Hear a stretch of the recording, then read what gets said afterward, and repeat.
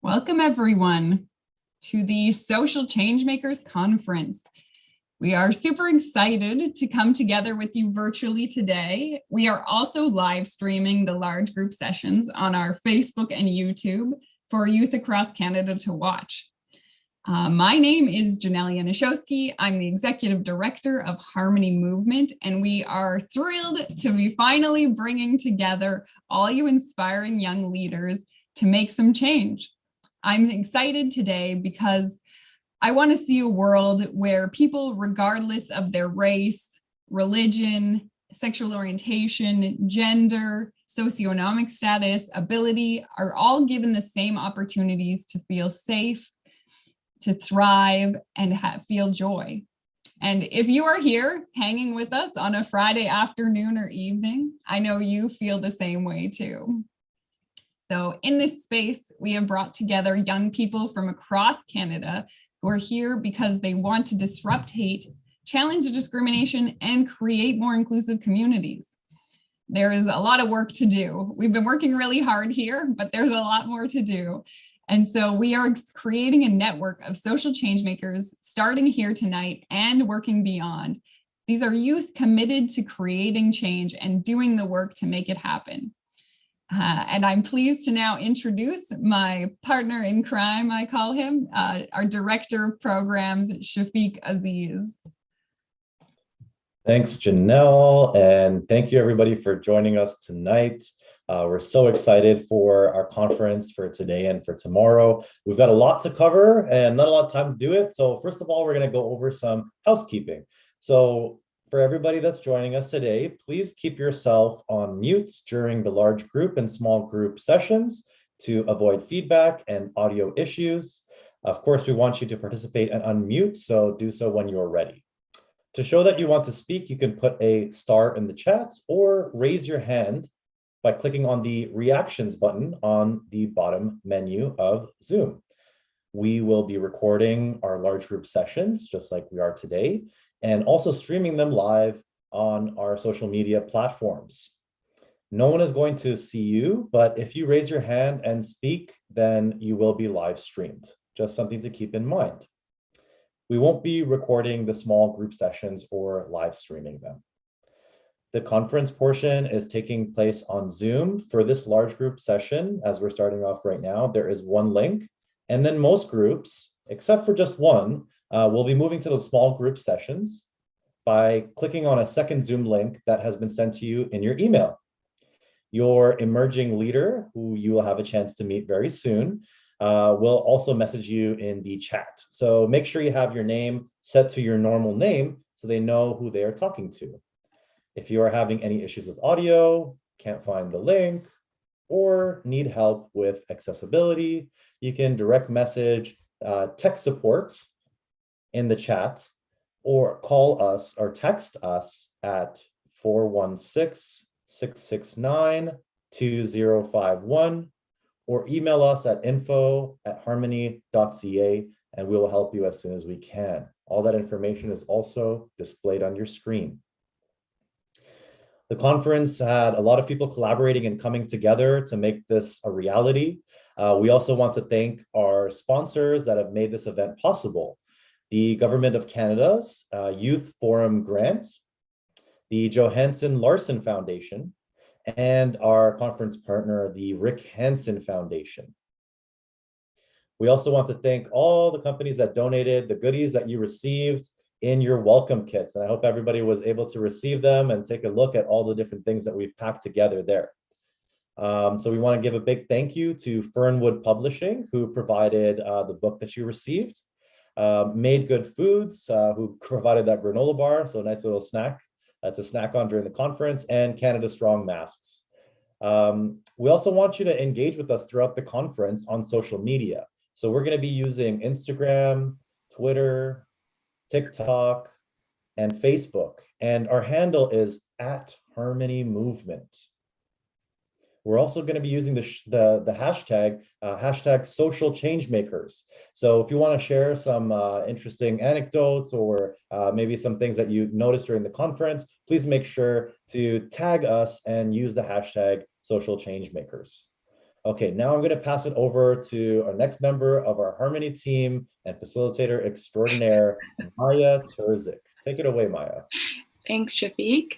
It's so wonderful to be here with you all. And to make sure we keep it a wonderful time, we just want to take some time to go over a community agreement for the conference. We all create this space together. So the first community agreement that we have is that I will act with respect. I will respect myself, the space, and the needs of those around me. This means I will use respectful language and be aware of how much I am talking or listening, staying on mute when not speaking, and not being distracting for others. I will work to build understanding. I don't always need to agree with others, but I will bring an open mind. Lastly, I will seek to peacefully resolve conflicts and bring forward issues to Harmony Movement staff as needed. We are creating the space together, so here are some ways that we are going to apply the community agreement. We have a no questions asked policy. We encourage participants to have their cameras on to build a sense of community and be more engaged in the space. However, if you choose to keep yours off for whatever reason, we have no questions asked policy, so you will never be forced to turn on your camera. We will provide content warnings for potentially triggering content throughout the whole conference. You always have the right to pass. However, we do want to encourage you to share your thoughts, experience, and opinions with us.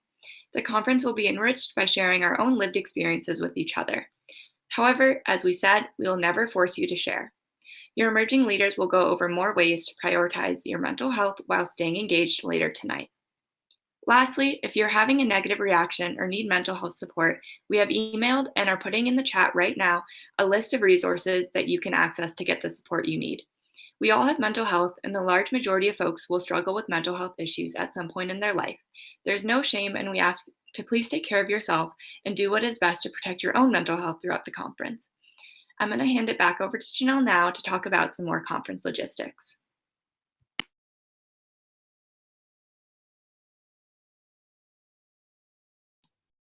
Hi, folks. Janelle here. So thanks, Maya, for setting that up.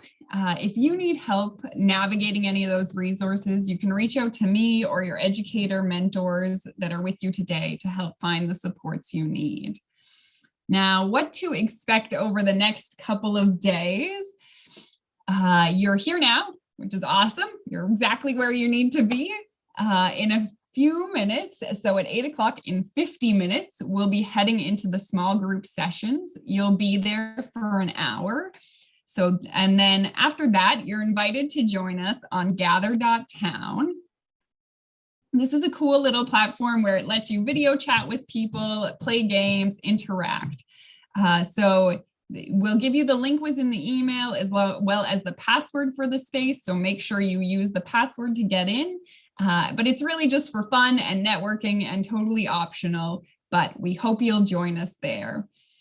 Then, so tomorrow, I'm going to go back to my other slide here. So tomorrow we have 2 hours and 45 minutes of content. There's some breaks in there. So at 2 p.m. Atlantic, 1 p.m. Eastern, 11 a.m. Mountain, and 10 a.m. Pacific, you'll be jumping back on here on the main link, same link that we sent out today, for another large group session talking about allyship and solidarity, as well as we'll have a guest speaker and a podcaster, Thomas Reed. And from there, we'll be moving into back into our same small breakout groups, and then coming back here for a large group session wrap up with a special performance and prizes. And if you haven't had enough yet of us, you can join us at Gather Town tomorrow, 1 hour before the session starts, and hang out 1 hour after the session wraps up on that space. But I'm going to pass it back to Maya now to talk about our virtual tours. Awesome. Thanks, Janelle. So we've also got a great lineup of virtual tours to deepen your knowledge on specific topics. The links to join each session will be emailed 30 minutes prior. So to start off tomorrow morning before the main session at 11:30 Eastern Time, you can jump on and learn some ASL basics, American Sign Language. And on Sunday, March 6th, from 12 p.m. to 1:30 Eastern Time, we have a tour of the last standing residential school in Ontario, the Woodland Cultural Centre. Note that this may be triggering for some individuals due to the mentioning of residential schools and Indigenous trauma. And lastly, we have a virtual guided tour from the Canadian Human Rights Museum on Thursday, March 24th at 5 p.m. Eastern. There are capacity limits for these sessions, so sign up to get emailed the Zoom links in this form. Now, Shafiq is going to talk about how our conference doesn't end just at this weekend. So lastly, these 2 days are not the only part of this event. Each week following our conference, we will be sending you all activities that will guide you through the 3 R's of social change. This will culminate in delivering an initiative to improve inclusion in your school or community, addressing an issue that you've identified.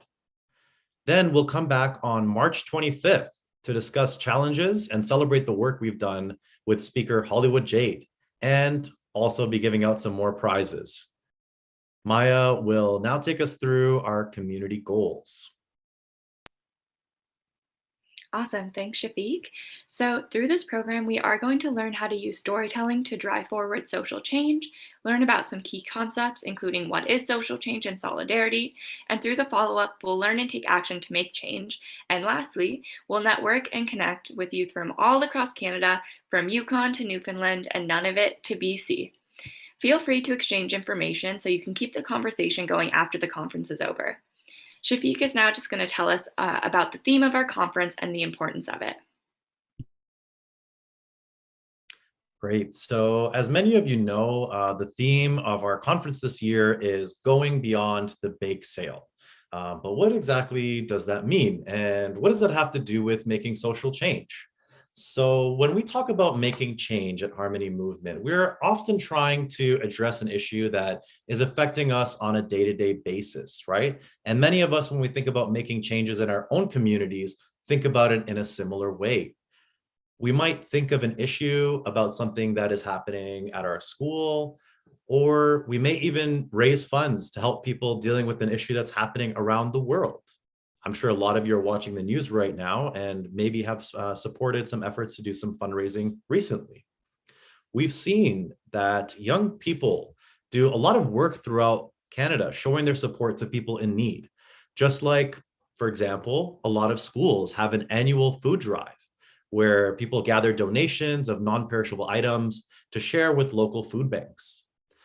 But when we're talking about our conference theme going beyond the bake sale, we're really trying to encourage everybody to start to ask themselves, what are the steps that I need to take to make sure that this initiative and my project is not just a one-off event? Anytime that we have seen people working towards increasing inclusion, challenging discrimination, or just building a better community for everyone, I've seen that those efforts are most effective when there is a long-term and sustainable commitment towards creating the changes that we want to see. I've also seen that the work that goes into making this change isn't easy. It isn't quick either. And it takes a collective group of people who are very passionate about seeing the changes that they want to see in their community.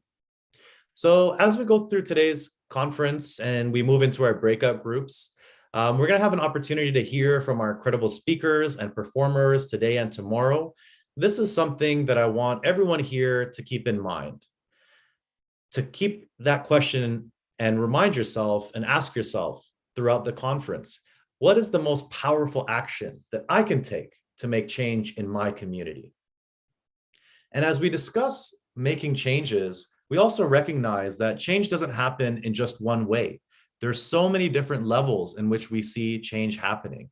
And so we want to start to work with everybody in this space to make concrete changes and take actions in their communities and across the country of Canada. And I'll pass it back over to Maya.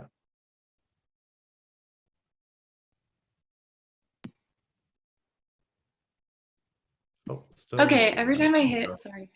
Every time I hit mute, it wouldn't turn unmuted. Okay, so now we're going to be talking about the different levels of social change. So if we could just go to the next slide, Janelle. All right, so there are 3 types of social change that we're going to be talking about throughout our conference. The first is personal. So what this means is that making active steps in your life to prioritize marginalized voices and equity practices. So this can be through like having daily conversations, sharing a post on social media. It's very, again, on the small scale of what you're doing. It's about spreading awareness through your everyday interactions. So just before we move to the next slide, if everyone could just sort of take a minute to reflect on any steps that you've taken in the past to promote social justice work in your personal life.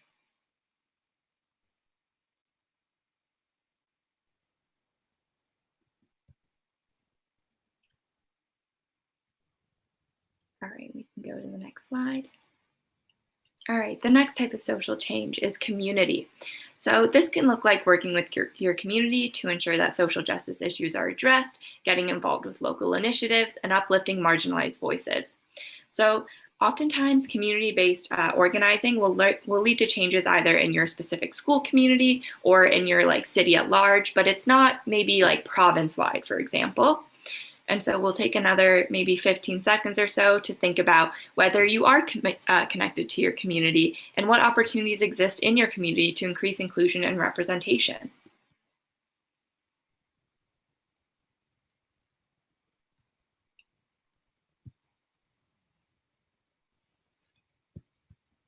All right, now we can move to the last slide. Perfect. And so the last type of social change that we'll be talking about is systemic.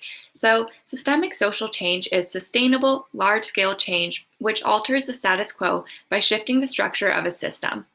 This can include policies, routines, resources, power structures, and values. And so what systemic changes do you want to see in your society? Let's take another about 15 seconds before we move on.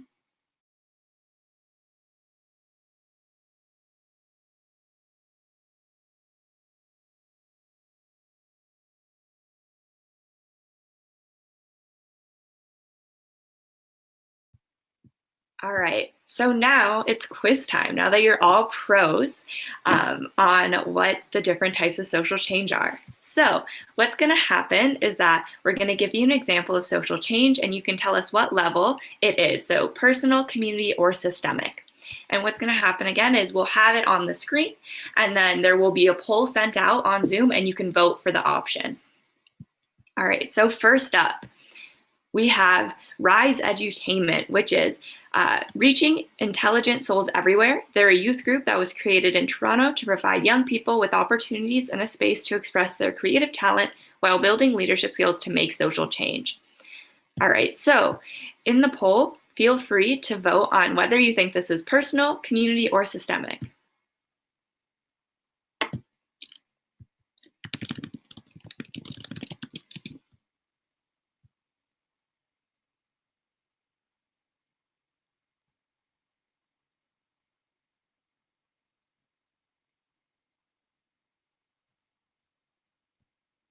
All right.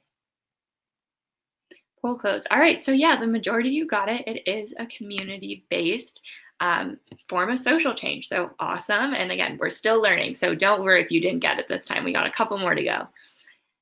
Okay, so next up, we have wearing a pin or badge.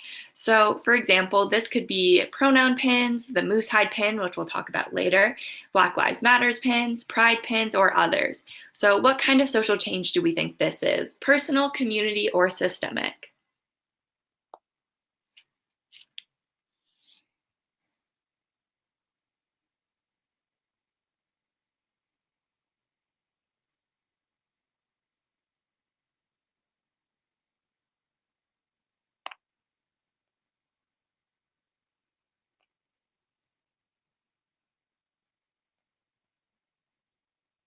Right?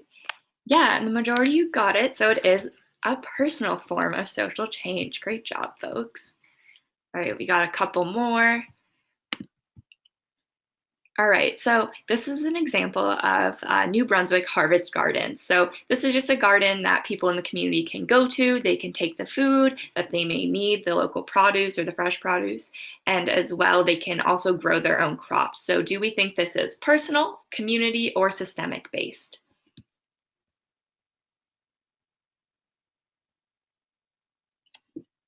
You folks are getting a lot faster at answering these, I can see.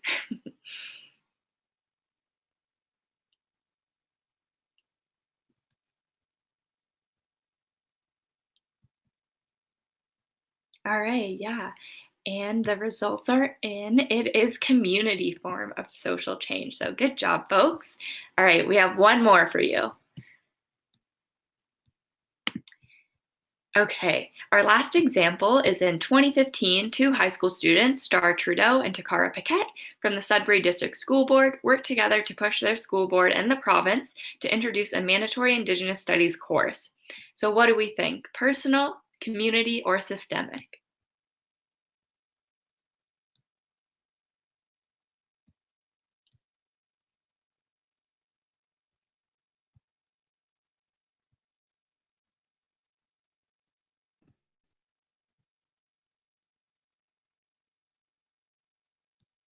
All right, great. And as most of you may have guessed, this is a form of systemic change. It was a really great change that they made happen. And yeah, we're happy to see it. Hopefully, we can make systemic change like this in the future. I'm going to hand it back over to Shafiq now.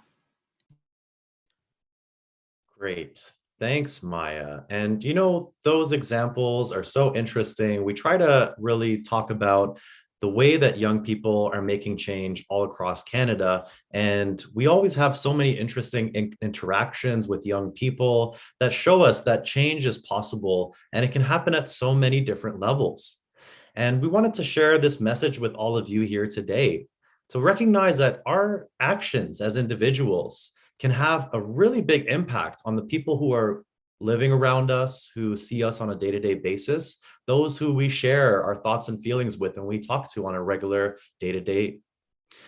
And with those people and with the communities that we are a part of, we really have the power to start influencing and shaping our own lives and those around us. And that last example that we saw of Takara Paquette and Star Trudeau, their efforts show the importance of raising the voice of young people to show how our history shapes who we are today. And on that basis, recognizing our history, living in this country of Canada, we also want to make sure that we center and prioritize and highlight the ongoing existence of Indigenous communities, and to recognize that many of us here today are settlers living on land that has been stolen. When we talk about equity and social change, we need to ensure that we are challenging ourselves consistently, that we are pushing ourselves. And when we are working with equity deserving communities, we are making sure that all the needs of that community are being met. Now, I know that a lot of you across Canada will be subject to hearing a land acknowledgement each morning when we're hearing the morning announcements or right before the national anthem sometimes. But we want to say that, just hearing a land acknowledgement each morning is not really enough. We need to strive to do more and go further to stand with the various diverse Indigenous communities from across Turtle Island. And we want to make sure that that recognition is always on our minds every single time we talk about any area or any part of equity, inclusion, or challenging discrimination and oppression. So I'm very pleased now to introduce our first speaker for this event. So many of you may have seen in your welcome kits a pin from the Moose Hide campaign. And we're really happy to invite one of Moose Hide campaign's youth ambassadors to join us here today at our conference. So I'm going to introduce Sage Lacerte. She is a carrier from the Lake Wabanee Nation and has served as the founder and CEO of the Sage Initiative since 2019. This initiative helps Indigenous women to build wealth and prosperity through impact investments. Between the years of 2018 to 2021, Sage has served as the National Youth Ambassador of the Moose Hide Campaign, which is a grassroots movement of Indigenous and non-Indigenous men and boys that works to end violence against women and children in Canada. There's a particular focus of this initiative on the post-secondary field. Sage holds a degree from the University of Victoria in Gender Studies and has been informed by Indigenous knowledge from all her relations across Turtle Island and beyond. This year, she became certified as a Black, Indigenous, and People of Color birth worker and doula. So without further ado, and I'd like everybody to give her a warm welcome. Hello, Sage, and welcome. Hello, everyone. Hadi, Sage Lacerte, Sadni, Tebes na Chalya, Lekwangin Keoch, Saikrana, Lashibu Injan, Yinkak Dene. Hello, my name is Sage Lacerte. If you don't speak the Dakesh dialect of the carrier language, then I'll just explain that I said I'm joining you from the territory of the Lekwangin speaking people, Songhees and Esquimalt Nation, what is now colonially known as Victoria. And just kind of referring back to where I come from, the carrier territory, which is central BC, somewhere in between Prince George and Prince Rupert. And I love to see that map that you just showed and its lack of borders, and to just show that some of our territories are a little bit inconspicuous about where they start and end, and to just kind of ground the practice and the conversation that we'll have today in that practice, and to recognize all of our collective first Mother Earth, who gives us life and allows us to be here today. So I just want to share some acknowledgements. I always have been practicing receiving when folks introduce me and some of the hats that I have, and to just receive that with grace and say thank you for the introduction. Really, I kind of wanted to talk about a few things. I'm appreciative that we talked about how I went to the University of Victoria and I studied gender studies, what was previously called women's studies, and have now filled my tool basket with what I believe I need to address this problem in our society that we have, which is gender-based violence and violence towards women and children in Canada. And so I'm really happy to be able to share some aspects about that. And as a young Indigenous woman, a business owner, to also share some of my own insights from the perspective of my company, Sage Initiative, which allows Indigenous women to gain competencies in impact investment. And I think that there's a really intimate connection between the work that we do at the campaign that focuses around raising awareness and harm reduction, and also there's an intimate tie with promoting financial independence in women as a form of harm reduction. So creating more mobility within our lives and our lifestyles is so important to be able to make our own decisions and be active agents in our own lives. So coming from those few places, normally I get to sit next to my sister because the Moose Hide campaign was actually founded by my sister Raven Lacerte when she was 16.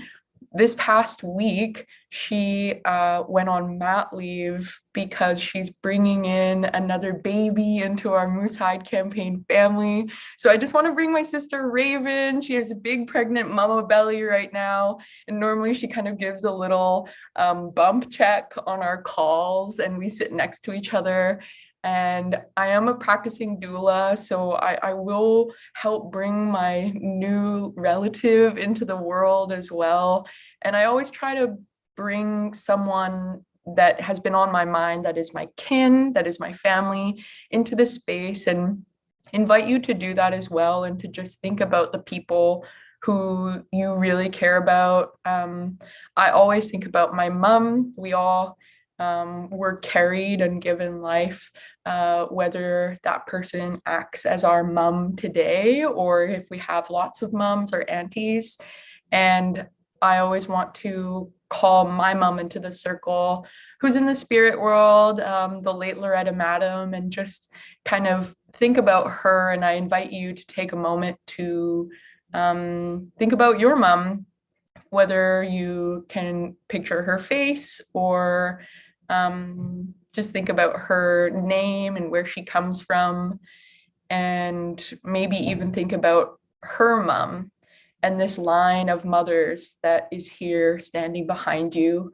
And sometimes I like to think about her hand on my shoulder and her mom's hand on her shoulder. And that line just goes back generations to our ancestors. And that gives me a lot of hope and a lot of grounding in my work, to know that I'm not alone and that there are people behind us supporting us all the time. And you can always talk to them, or if it is a part of your spiritual or faith-based practice, to talk to them or to ask guiding questions. I think that a lot of us can really go back to that when we need some guidance and grounding in this work, because it can feel like such an immense space, and it can feel like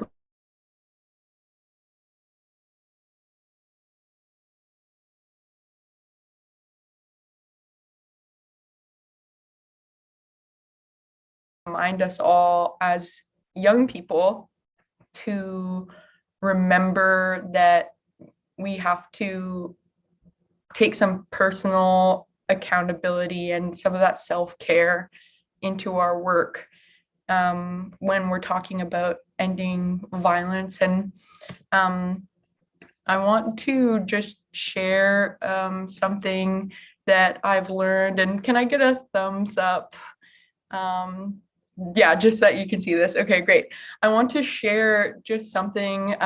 This is my sister Raven, this picture here. I wanted to bring her into the circle, and that's my dad, and they're the co-founders of the campaign. And really the campaign started 10 years ago, but it's way older than that. Like, I think it had been conceptualized many generations ago. My family comes from the Carrier territory, which, again, is from kind of Prince George to Prince Rupert, and Highway 16 is a central vein throughout our territory and throughout our hometown. And we understood it to be a place where you can go visit your family. We understood it a place where it would take us to our hunting, like our trails, and it would take us to our berry picking sites. But as we got older, we learned that Highway 16 has also been commonly referred to as the Highway of Tears, as a result of the missing and murdered women, Indigenous women, who have lost their lives along this highway as a result of gender-based violence. And that struck a chord with us, because to be vulnerable, 2 members of my own family have gone missing along the Highway of Tears, and it was something that touched us so deeply as a family when we realized, when that form of violence became realized within our own interpersonal relationships of our dear family members. And my sister practiced so much leadership in that. And she was just a really rad kid. When she was 16, she would go out hunting with my dad, and they would go out together. And I was 14 at the time. And sometimes I would stay behind and I would help out at home, and they would go out early in the morning. And my dad didn't really let her start hunting until she was a bit older, when she had been trained to use a rifle and things like that. But until then, she got to use just a flashlight to help him try and find moose. For those who don't know, moose are nocturnal. So you have to go out really, really early in the morning and hope that you can find them before they go to sleep. And so she would hold up the flashlight and she would try and help him find the moose. And he would teach her things when we were driving along together up into the mountains where you could find the moose. And he taught her about what it meant to show respect, like the utmost respect for your family members, to show up for them, to care for yourself, and to care for them in a really meaningful and loving way. He also told her that harm and fear are not a part of love. And if somebody tells you that they love you and they perpetuate violence, or if they make you fearful, or really even down to the micro stuff, like if they just make you feel bad about yourself or put you down, that is not love. And that person has learned maybe from their parents or other people older than them that that's what love looks like. And so he wanted to bring those concepts to us, and I'm really grateful to him for that, because it started off at a really early age, understanding what harm can look like, from those microaggressions all the way to the furthest degree of homicide. And so we learned how to identify those pieces of harm, and also how to source love in a really meaningful way. So they were able to harvest a moose that day.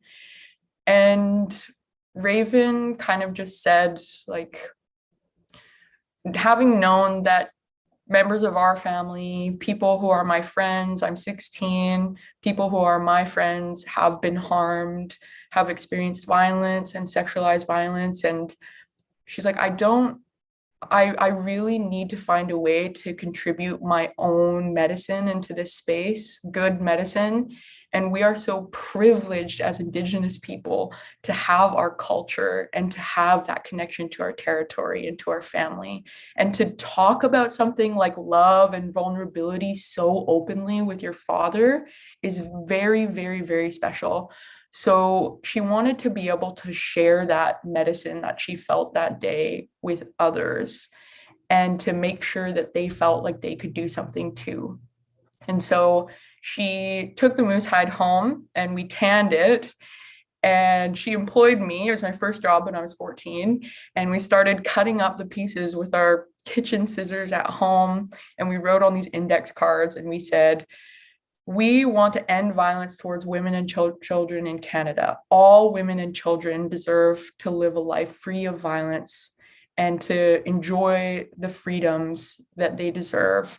If you believe this too, then we ask that you stand with us by wearing this pin and by sharing our message when you are able to. So at work, at your hockey team, around your dinner table, anytime that there's an opportunity for folks to share pieces that could be harmful, especially towards women and children, that is so pervasive in sexism and misogyny, then that is your opportunity to say, hey, you know what? I made a commitment and I said that I would stand up and say that I think that it's not okay and that's not coming from a loving place. And I'm going to champion that message my whole life. And that's the commitment I made. So we handed out those first, we cut up the hide, and then we made 25,000 of those cards and we handed them out. And we learned really quickly that people really identified with that, because we know that 1 in every 2 women in Canada will experience violence in their life. So we know that folks who attend university, 1 in 3 women who attend university will experience sexualized violence by the time they graduate. And so we knew that many people would agree with our message. So we knew that we needed to make sure that many more people could have this medicine. And it also felt important to centralize men, because we also know that a majority of the violence that occurs towards women and children comes from men and boys. And that comes from a place of intergenerational behavioral affect. And so when folks are taught that men's emotions cannot be validated, when a young boy starts to cry and they say, smarten up, toughen up, that when they become older, that those are the behaviors that they show within their family and their intimate partner relationships. So we wanted to really specifically ask for men and boys to stand up, because there's so many gender-based violence conferences. There are so many women's organizations that are working towards ending gender-based violence. And my dad, reflecting on his 5 daughters, he has 5 incredibly intelligent daughters, and he was looking at us and he said, this isn't a woman's issue. This isn't an issue that you are supposed to solve. This is something that we as a society and as men need to take on and take the burden away from those women's organizations, and to stand up as men, and to make sure that we're holding space for our boys to grow up in a really healthy space where they can also have those conversations, be vulnerable with their family members, and hopefully when they get older, then they can share that with their young ones as well. I think coming from that place enabled us to do a few things. And one was host a national gathering. So the first gathering that we had, there was only like 10 guys. Every year we would host a gathering the same week of Valentine's Day. And the first year it was 15 people, then the next year 100 people. And that was in 2011. Now, last year we had 100,000 Canadians attend our Moose Hide campaign gathering. And in the past 10 years, we've given out, from the first 25,000 that we made, now we've given out nearly 3 million of these pieces of hide. And something that makes me feel like we're actually making a difference and actually getting people to talk about it more is we've done some impact measurement research, which says that each pin at least generates 5 conversations. So 5 conversations will happen that says, I'm wearing the pin because I believe that women and children should be free of violence. And knowing that cultural shift doesn't happen overnight, or it's not just one particular event that happens, it's across generations, it's hundreds and thousands and millions of conversations that have to occur in order for that flashlight that my sister was holding to shine a light in the darkness where the violence is occurring, because it almost always happens behind closed doors, or where people don't feel comfortable sharing or opening dialogue about it. She wants to shine a light right onto those kind of dark rooms where that would be happening. And she would say, we're shining a light on this issue and it can no longer sit in the dark anymore. We need to be able to talk about it more. And that might mean like at Starbucks or wherever someone notices your pin. And for those who are wondering what to say, then I would say, you could say, thank you for asking. I wear the pin to stand up in solidarity with women and children in Canada who have experienced violence. And my vision is that we can end violence in Canada to all women and children. And invite them in. Sometimes I take off my pin and I give it to them. I say, here you go, like, just so that you have it with you. It's called the Moose Hide Campaign, and they can go look it up themselves.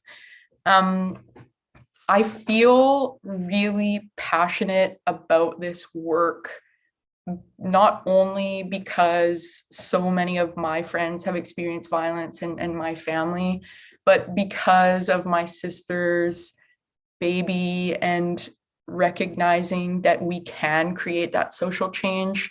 We can create those movements, whether it be at a systemic level, as we are doing at the campaign. We engage cross-sectorally. So we engage governments, we engage the education sector in K-12 and post-secondary.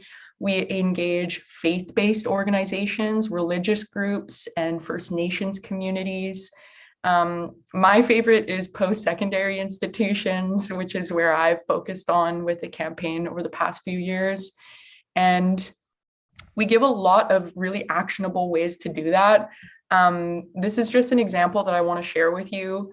The first is that we made a commitment when we started the campaign that it has to be as low barrier as possible. Anyone can join this conversation. So we wanted to make sure that the pins are free. They're entirely free. So if you go to the moosehidecampaign.ca, and you can order pins to your home or to your school or to your workplace entirely for free, and we'll mail them to you within a week. And that's just to make sure that you can share the message as much as you can.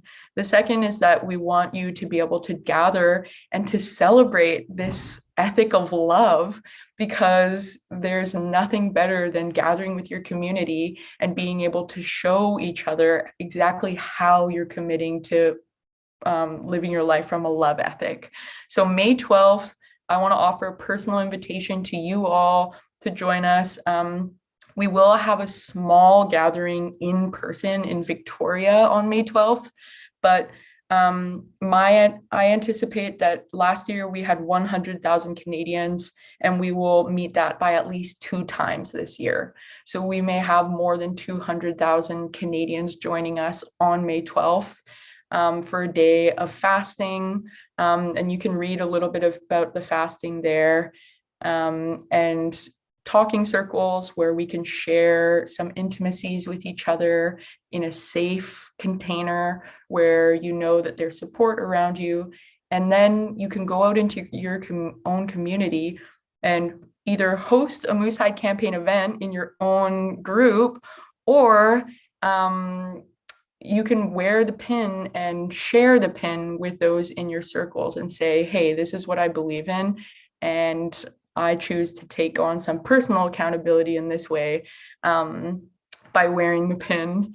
This is a really rad photo of my friend, my relative, Thielen Kakaswe, who is on TikTok, and you can go find some of his incredible videos. And he has been a major champion of the campaign. And something that he told me that I shared a little bit today is that it's so important to take care of your spirit and to make sure that you're always being attentive to your needs when you're engaging in this work, because it can be really emotionally taxing.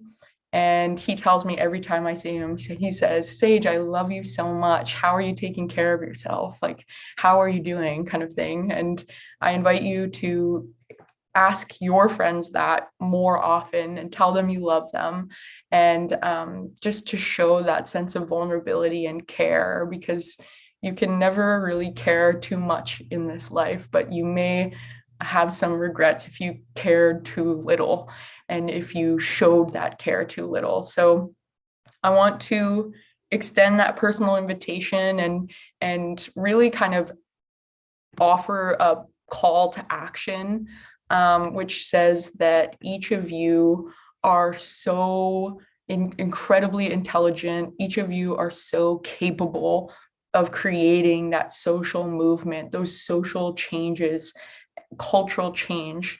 And it doesn't happen overnight.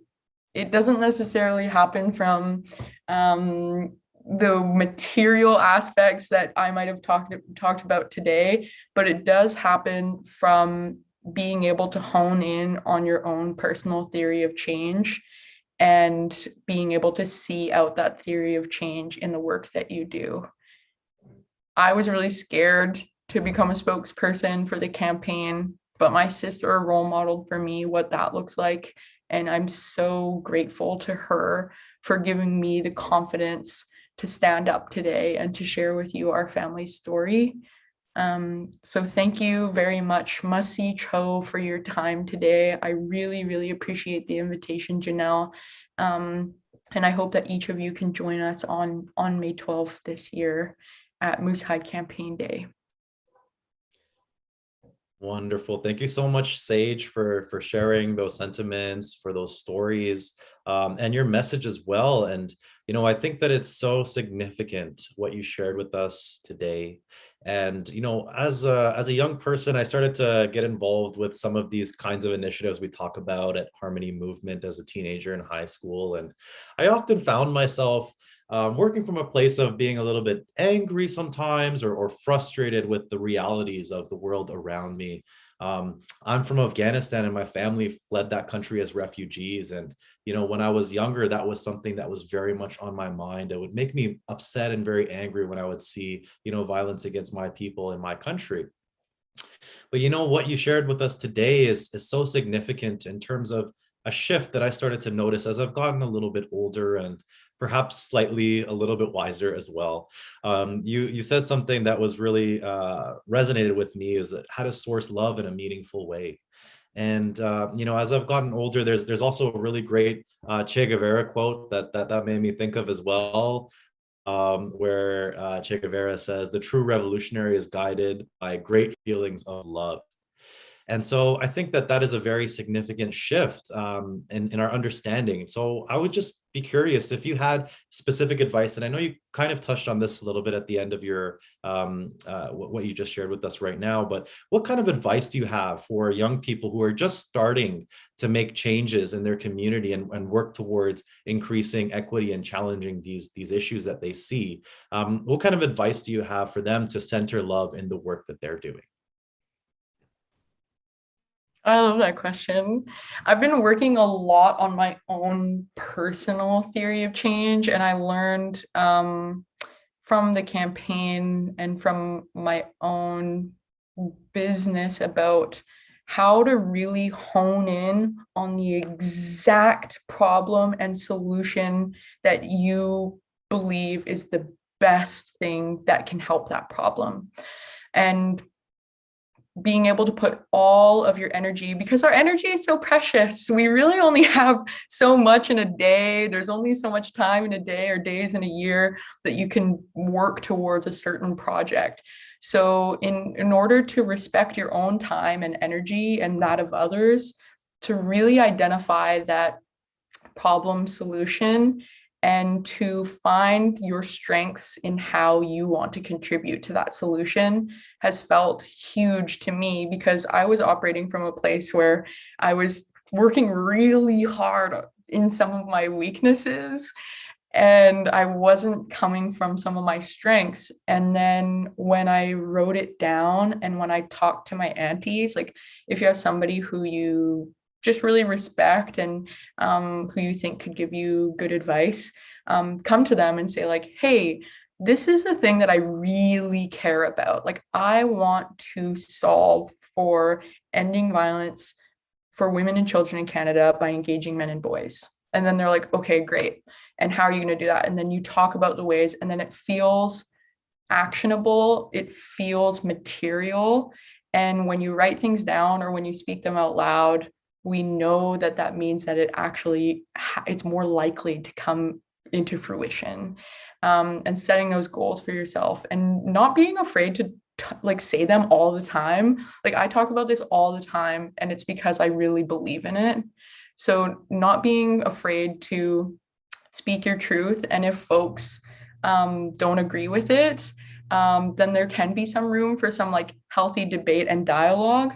And otherwise, if somebody says like, hey, I don't vibe with your work that surrounds gender-based violence, then I can just put that away and choose to walk away from that and to protect myself and say like, okay, so we're obviously not in alignment here. I'm going to move on to the next thing. And there's no hard feelings between us, but that's something that I need to have alignment on to feel good about my work. And that's been like something that's been huge for me as I get older as well, is like learning to protect my spirit and like do what's good for me too.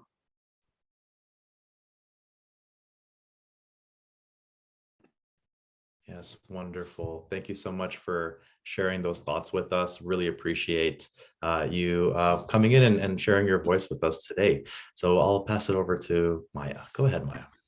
Thanks, Shafiq. So it's Maya speaking again. Thank you, Sage, for sharing your amazing story and all the work that you've done. Harmony Movement is committed to continuing to support the work of the Moosehead campaign. Stay tuned on March 25th when we'll share more ways that you can engage in their work. So, over the last 8 weeks, we have had an amazing crew of emerging leaders from across Canada connecting, learning, and preparing for this event. They'll be working with you in small groups where you'll be mixed together so you can learn together on prejudice, bias, storytelling for social change, and more. And so now what we're going to do is one by one, our emerging leaders are going to introduce themselves. Hi everyone, my name is Shehzadi. My pronouns are she and her, and I'm currently in Montreal, Quebec. And I'm extremely passionate about working towards making healthcare more accessible, especially mental health care, to marginalized communities in both rural and urban settings, and basically just working with them to build a more inclusive community. So when I stumbled across this opportunity at Harmony Movement, it was basically a no-brainer to join them as an emerging leader, and it has been amazing so far. Thanks, Shehzadi. Hi, everyone. My name is Emily. My pronouns are she and her, and I live in BC. I'm a university student at SFU, and I am very passionate and interested about vulnerability and how we tell our own stories and the stories of those around us, of bringing all of ourselves to the things we do. And that really intrigues me on what makes it comfortable for people to share that part of themselves. And that was one of the reasons why I really enjoyed and was looking forward to joining Harmony Movement and being able to meet all of these cool people who are interested in making good change in our communities. So I'm going to pass it off to Jing next. Hi, my name is Jing Yi. I'm a third-year nursing honors student here at the University of Alberta, so I'm joining from Edmonton, Alberta. My research seeks to improve the quality of care that older adults receive in nursing homes, and I'm passionate about improving equity, diversity, and inclusivity in the healthcare system. And yeah, just to echo what everyone has been said, I'm having a very good time here and meeting like-minded folks, and it's been such a good time. Pass it off to Aiden then. Hi, my name is Aiden and I'm from Vancouver, BC. I got involved with Harmony because I want to create a more inclusive and understanding society. And with that, I'll pass it off to Kate. All right. Hey, so I'm Kate. I'm coming from Hamilton, Ontario. I'm a second-year teaching candidate from Western University. And so my real kind of main focus right now, as far as passion for equity goes, is within the education system. So specifically in high school, looking at different pathways and how to really reflect student achievement in the work that we're doing. So that is really important to me. And so it's been awesome to see all of these incredible people from all across the country, since our education systems are provincial, and just getting to kind of learn together and appreciate each other's knowledge and everything we've got. So next, I think, is Sarah. Hello, everyone. So my name is Sarah. My pronouns are she and her. I am currently living in Prince Edward Island, and something that I'm passionate about a bunch of things, but definitely learning about the harms that the criminal justice system in Canada kind of perpetuates. That's probably where my kind of main focus is right now.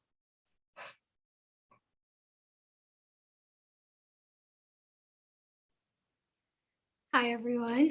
Can you hear me? All right. Hi, everyone. So my name is Precious, and I am currently a first-year student at the University of Alberta, and I'm calling in from Edmonton, Alberta.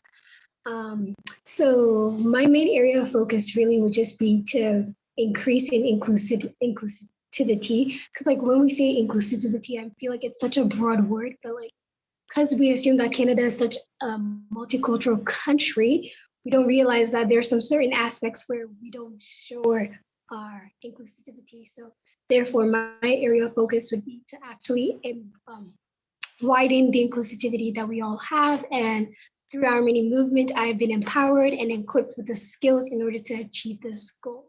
So, yeah, it's been a wonderful experience so far. And I'll pass it off to Kathy. Hi, my name is Kathy. My pronouns are she and her, and I'm currently calling from Richmond, BC. I'm currently a master's student studying cancer genomics at UBC, and something I'm really passionate about is inclusion in STEM fields, STEM being science, technology, engineering, and mathematics, especially getting minority groups like women and people of color into leadership positions in university in STEM. Hello, my name is Susanna. I use she, her pronouns. I am also a third-year nursing student at the U of A here in Alberta, specifically in Edmonton. And I'm here because as a nursing student, I saw a lot of inequities and disparities within the healthcare system. And so I started talking to students on campus, and I decided that I really wanted to make a change in my future career, in my future profession, and to inspire everyone else around me.